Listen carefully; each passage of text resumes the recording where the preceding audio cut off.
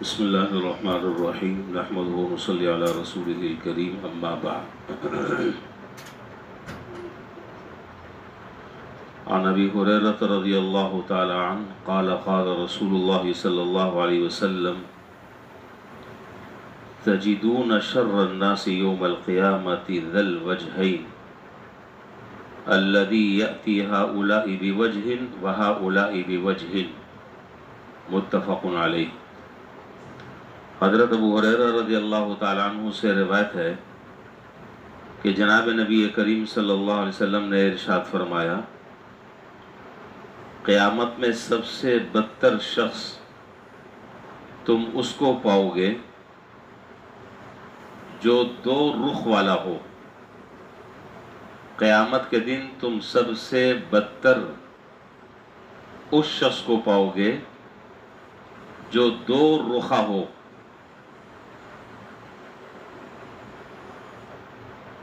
ایک کے پاس آئے تو ان جیسی باتیں بنائے، دوسرے کے پاس جائے اس جیسی باتیں کرے۔ دو رخا پن یعنی دو دشمنوں یا دو اختلاف کرنے والوں میں سے ہر ایک کے پاس جا کر تملق اور چاپلوسی کی باتیں کرتا ہے۔ ایک سے مل کر اس کا گاتا ہے، دوسرے سے مل کر اس کا گاتا ہے، جس کو عام سیدھے سادے الفاظ میں یہ کہہ لیں کہ دونوں طرف کھیلتا ہے، اور مقصد یا تو شر اور فتنے کو ہوا دینا ہوتا ہے یا ہر ایک سے اپنے مفادات حاصل کرنا مقصد ہوتا ہے۔ حضرت امام غزالی رحمۃ اللہ علیہ نے احیاء العلوم میں لکھا کہ دو طرفہ باتیں بنانا اور دو چہرے والا ہونا، دو رخ ہونے والا ہونا، یہ نفاق کی ایک خصلت ہے۔ اللہ تعالیٰ پناہ میں رکھے، اللہ تعالیٰ سب کی حفاظت فرمائے۔ جس آدمی کے اندر یہ عادت ہے تو وہ منافق ہے، اس کے اندر نفاق ہے، کیونکہ چغل خوری، آپ کو پتہ ہے چغل خوری بھی بہت بڑا گناہ ہے، اور وہ حدیث مشہور ہے کہ جناب نبی کریم صلی اللہ علیہ وسلم ایک مرتبہ دو قبروں کے پاس سے گزرے۔ احادیث میں ہے، مشہور حدیث ہے، دو قبروں کے پاس سے گزرے تو آپ نے حضرات صحابہ سے فرمایا کہ ان دونوں قبر والوں کو عذاب ہو رہا ہے، اور یہ عذاب کسی بڑی بات کی وجہ سے نہیں ہو رہا۔ ایک تو پیشاب کی چھینٹوں سے نہیں بچتا تھا، پھر اس موقع پر آپ نے فرمایا کہ استنزہوا عن البول فإن عامۃ القبر عذاب من، دیکھو پیشاب کی چھینٹیوں سے بچو، اس لیے کہ عام طور پر عذاب قبر نہ بچنے کی وجہ سے اور نہ احتیاط کرنے کی وجہ سے ہوتا ہے۔ اور دوسرے کے بارے میں فرمایا کہ یہ نمیمہ، جس کو چغل خوری کہتے ہیں، چغل خوری میں مبتلا، دنیا میں چغل خوری کرتا تھا، لگائی بجائی کرتا تھا، تو چغل خوری جو ہے وہ تو اس کے اندر صرف ایک دشمن کی بات دوسرے کے سامنے آدمی نقل کر دیتا ہے، اور یہاں دو طرفہ یہ کام ہوتا ہے، اس سے اس کے بارے میں، اس سے اس کے بارے میں، اس کو بھی خوش رکھتا ہے اس کو بھی خوش رکھتا ہے، دونوں طرف سے کھیلتا ہے۔ یہ بدترین خصلت ہے، اور حدیث شریف میں ہے کہ قیامت کے دن آخرت میں ایسے آدمی کی دو زبانیں ہوں گی، دو زبانیں ہوں گی، ساری کے ساری مخلوق اولین اور آخرین کا مجمع ہوگا، اور لوگ دیکھیں گے کہ یہ کون سی مخلوق ہے، بتایا جائے گا کہ یہ دنیا میں یہ کام کیا کرتا تھا، اس لیے اللہ تعالیٰ نے اس کی دو زبانیں رکھی۔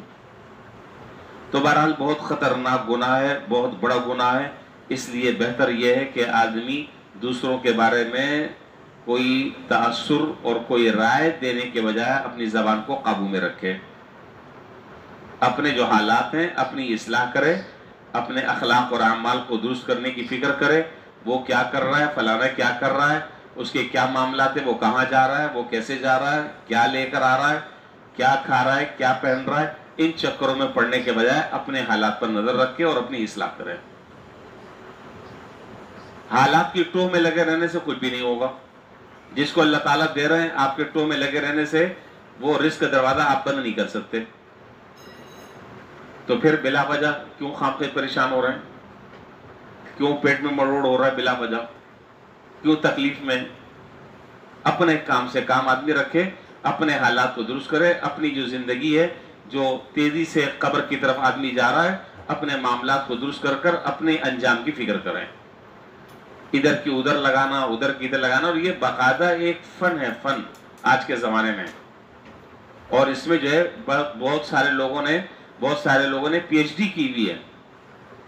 کیسے لگانا ہے، کیسے لگائی بجائی کا کام کرنا ہے۔ اور پھر نتیجہ کیا ہوتا ہے؟ نتیجہ یہ ہوتا ہے کہ دونوں میں آپس میں سخت دشمنی ہو جاتی ہے۔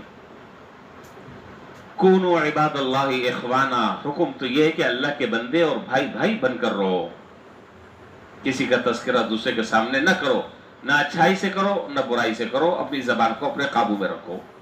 جب انسان اگر اس حدیث پر اگر عمل کر لے تو بہت سارے گناہوں سے اور بہت ساری زبانوں کی آفتوں سے، اس کی تباہ کاریوں سے، اس کی ہلاکتوں سے انسان بچ سکتا ہے۔ اور اگر اس کو چھوڑ دیا جائے، بے لگام بے محابہ اس کو چھوڑ دیا جائے، پھر یہی ہے کہ آج یہ غیبت کر رہا ہے، پھر چغلخوری کر رہا ہے، پھر ادھر کی ادھر لگا رہا ہے، ادھر کی ادھر لگا رہا ہے، پھر اسی میں اپنی عمر اور اپنا وقت، اپنی زندگی، اپنی توانائی، اپنے صلاحیت سب ان چیزوں کے اندر ضائع کر رہا ہے، جو دنیا میں بھی اس کے لیے وبال اور آخرت میں وہ وبال۔ اللہ تبارک و تعالیٰ اس گناہ سے ہم سب کی حفاظت فرمائے، اور اللہ تعالیٰ ہمیں اپنے زبانوں کو قابو میں رکھنے کی اور اس کو اچھے کاموں میں صرف کرنے کی اور استعمال کرنے کی توفیق عطا فرمائے۔ وآخر دعوانا